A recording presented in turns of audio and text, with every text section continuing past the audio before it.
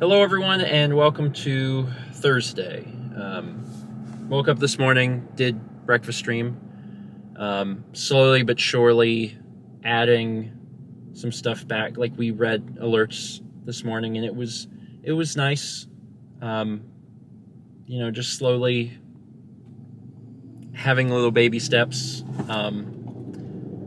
But after we finished, we had to get in the car and get started on our journey. And the journey today is actually back to Charleston.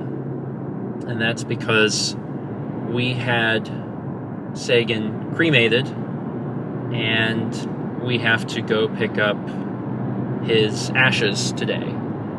And it's a really weird day. Because I got to tell you, I've actually been looking forward to today, and I don't know, I hope that doesn't sound morbid, I don't intend for it to, but there's, like, to some degree, there's almost some closure or something on everything by picking up his remains and bringing him home, and I think that specifically is, like, the thing that I'm thinking about so much, is, like, I get to bring him home, and I guess that just means something to me, and I know obviously that he is gone, but home is where he was. I don't have any plans to, like, scatter his ashes anywhere, because that home is just, that's where he always lived. He was always with us, and there's something that brings me a peace about feeling like I'm going to bring him back home.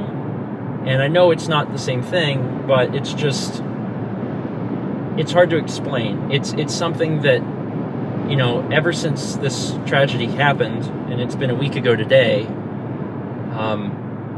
it was hard to think straight during the first few days, but after that I started to think about the fact that I was going to have to make this trek back out here.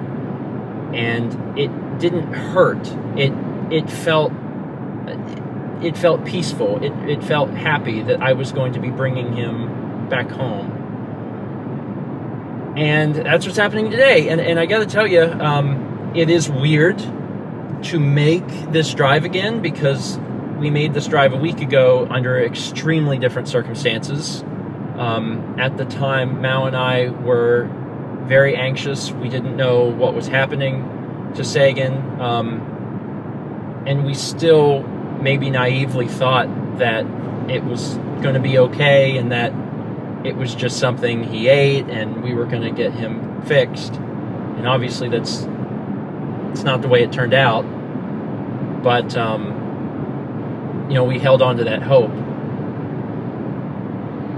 But last Thursday, when we made the drive, it rained the whole day, like the whole way there and the whole way back. And a week later, it's sunny. And, it's just, it feels symbolic for how things have really turned around for us in a week, and how dark things were for us last week, and how much better we're already feeling a week later. And there's going to continue to be pain, and there's going to continue to be crying. And one of the things that I've felt but I haven't put into words is something I read on the comments recently. It said, grief is not linear. It's not, you just gradually get better. There's going to be spikes down the road, and that's true, and I know that. There's going to be times where we suddenly get a memory or something, and it's going to cause us to grieve again, and that's okay. I know that that's part of the process, but putting it in those words helped me, I guess, visualize a little bit better of what exactly I was trying to wrap my mind around, and it's that grief is not linear. It's true. But I'm looking forward to today. Now, obviously, it's still a drive. It's 2.5 hours one way, so driving there and back is quite a journey. But I'm still excited to do it. They said, the crematorium called me a few days ago and said that they could mail them. And I just didn't feel good about that. I mean, if anything happened to his remains, I would probably not be okay. I would probably be filled with a lot of regret about not just going and doing it myself. So Mal and I decided that that's what we would do. So we have to miss Lunch Bunch again this week, which is a shame because I would have liked to have gone this week and just seen everybody, because I haven't talked to Michael and Roland and Will and Austin and Nikki. I haven't talked to everybody, but this is important. And even though it's a long drive, I'm ready to make that drive in the sun, and I'm ready to bring Sagan home. And that's what we're going to do today.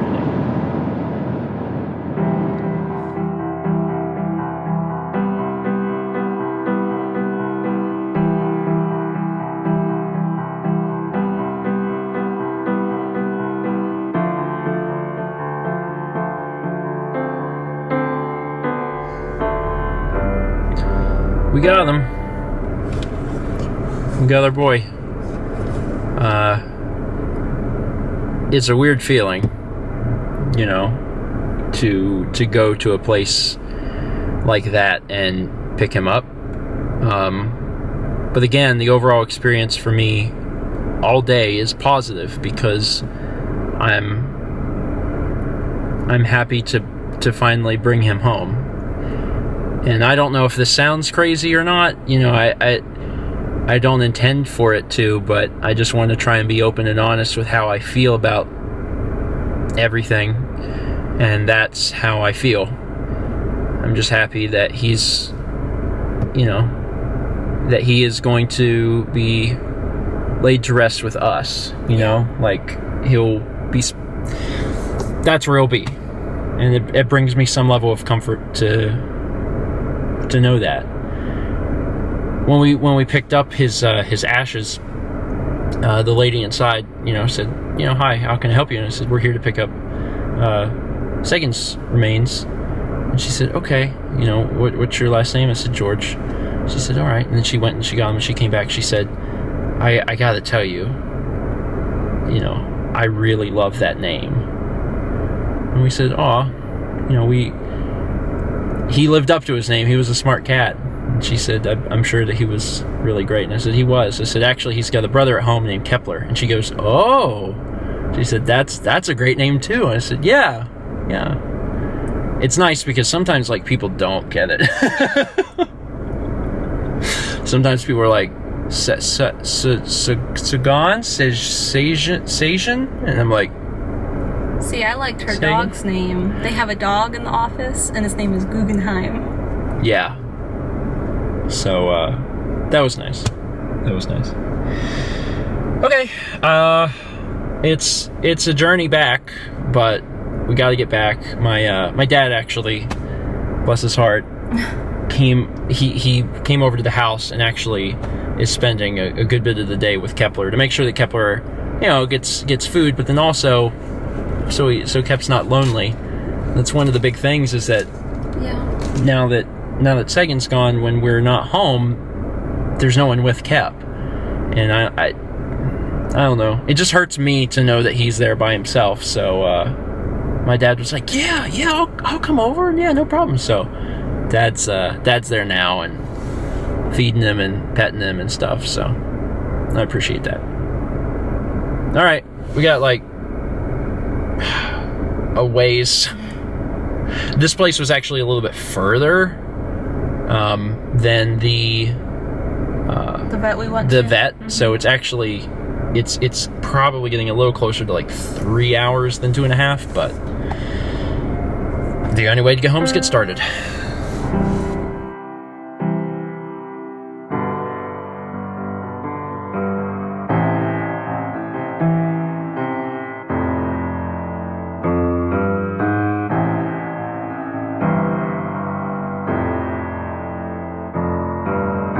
So we've been gone a little bit today. As you can see from the drive, it got dark getting home, but we're finally back. Kep was all taken care of today since Dad was here, which again I appreciate.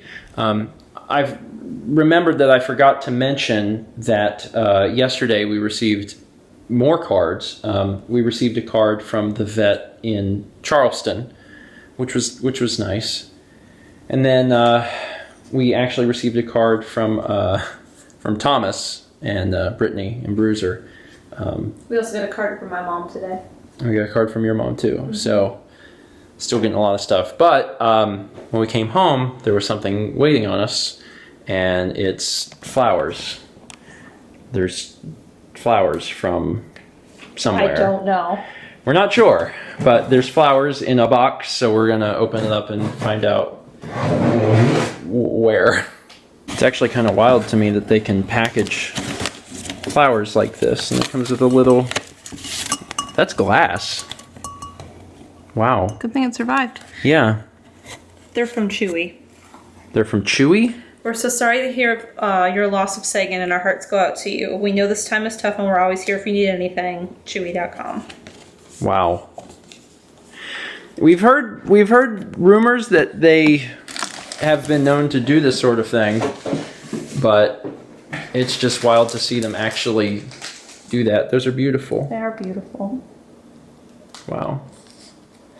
Yeah, I told the story already, but we received the shipment of food, like 48 cans for Sagan, and they arrived on last Wednesday, and of course he passed away the next day. And when we reached out to Chewy to see if we could send them back to get a refund, they said, don't worry about it. Refunded our card and told us to donate the food. So hopefully in the next week or so we'll be able to actually donate the food. We have the food sitting on the stairs. But in addition to doing that, they also sent us flowers, which was unreal. Yeah. Like, and those are really nice. They are really nice. They're really pretty. They didn't have to do that, but I appreciate it. You know, it's very sweet. So when we went to pick up Sagan, they gave us this bag. It has his name on it, and there's a certificate on it, and it says Sagan with a little heart, and there's it's an envelope. Inside is basically a thank you for using the service. It says a little bit of information. Yeah, there's some information. You know, you may have already planned for the final resting place. It is customary that the cremains are buried, scattered, or placed in a decorative urn. Some clients opt to bury some while scattering or keeping remains. Okay. And it says you can call. And then there's also a pet loss support group that you can join in. It says it does it every month, which is nice. And then there's a certificate. I mean, I guess similar to how you would have like a human would have a certificate of death. It's in memory of a departed companion on this date, February 23rd, 2020. Sagan, friend and companion of the George family, was cremated. Okay. I mean, that date means a lot less to me than the 20th. Yeah. But they give you a little certificate with it. There wasn't really anything in there. No. To be honest. There's an envelope of stuff, but it's kind of pointless, I guess.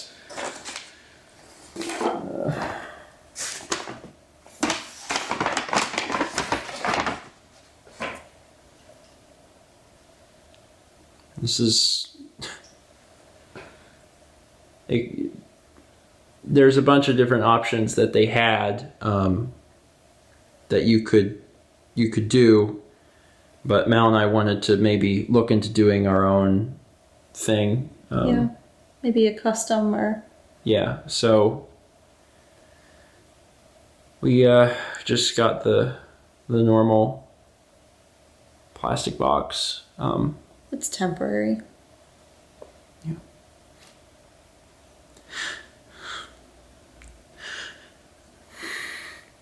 There's something, hey bud. Hi, Kathy. There's something very final about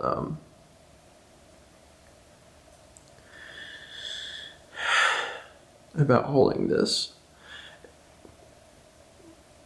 I think a lot of it just has to do with the fact that it says his name. You know, like...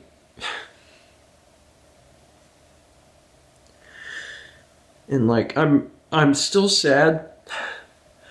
I'm still so very sad. And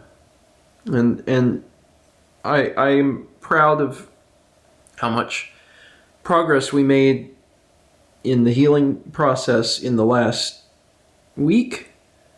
But I also know that this is something that you don't just get over. It's something that's with you for a lifetime. And, you know, that we won't be returning to normal. There'll just be a new normal that we adapt to. And,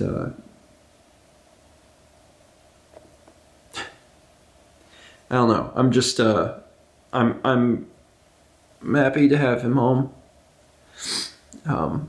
At some point in the near future, we'll come up with a more finalized urn, because Mel and I have some ideas for what we want to do, and a final resting place for him.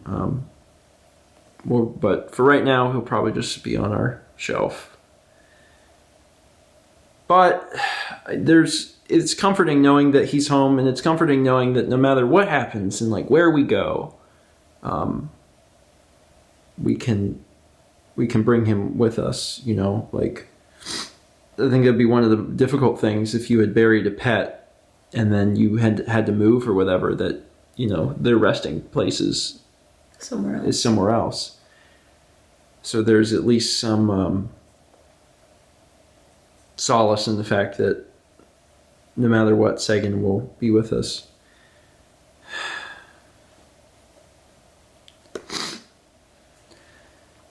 But the you know, the more important thing is that Sagan is with us all the time, because he's with us in our hearts. You know. And in all the photos and all the video. I'm a lucky person. I know that I'm probably one of the only pet owners on Earth that has this much material of their pet, and I'm extremely grateful for it. But I also feel like I'm going to need it too, because this is something it's going to hurt for forever. But I am getting to the point where I can think back and think fondly about different things. And I think some of it was just the fact that, especially right after this happened, for the first few days, like, when I tried to think of Sagan, the thoughts that came up were of his final moments, you know, being in that room and thinking of him and all of that. And that's not how I want to remember him, because that moment doesn't define his life, you know. So I'm glad that, I'm just really glad that in the past few days, I've been able to remember him more fondly and remember better times. You know what I mean? And because those last moments, they don't define him.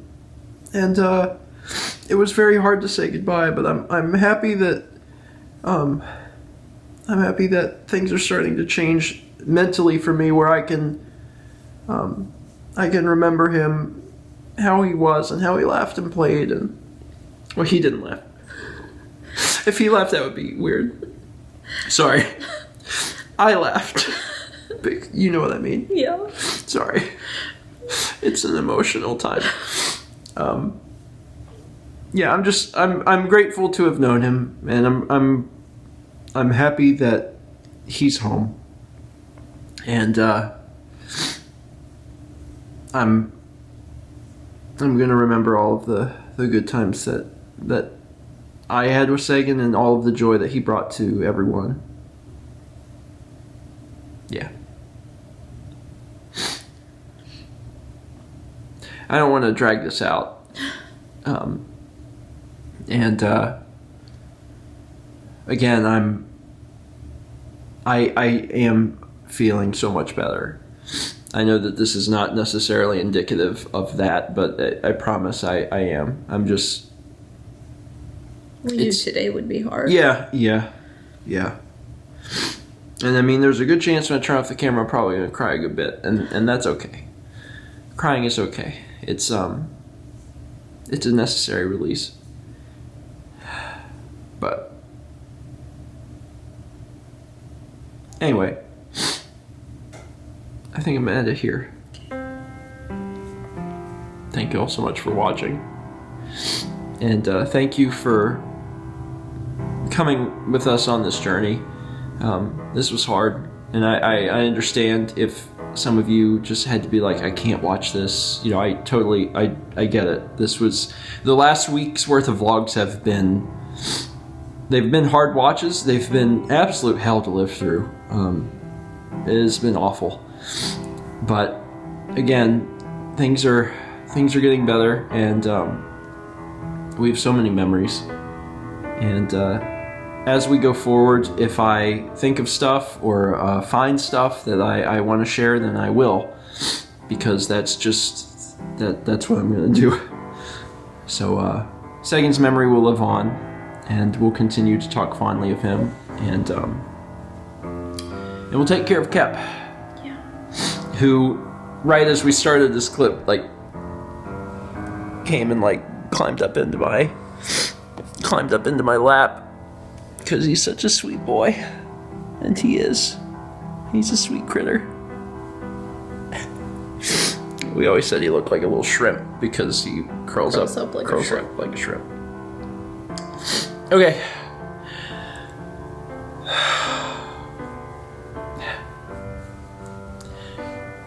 Thank you so much for watching. And as always, let's meet back tomorrow, shall we?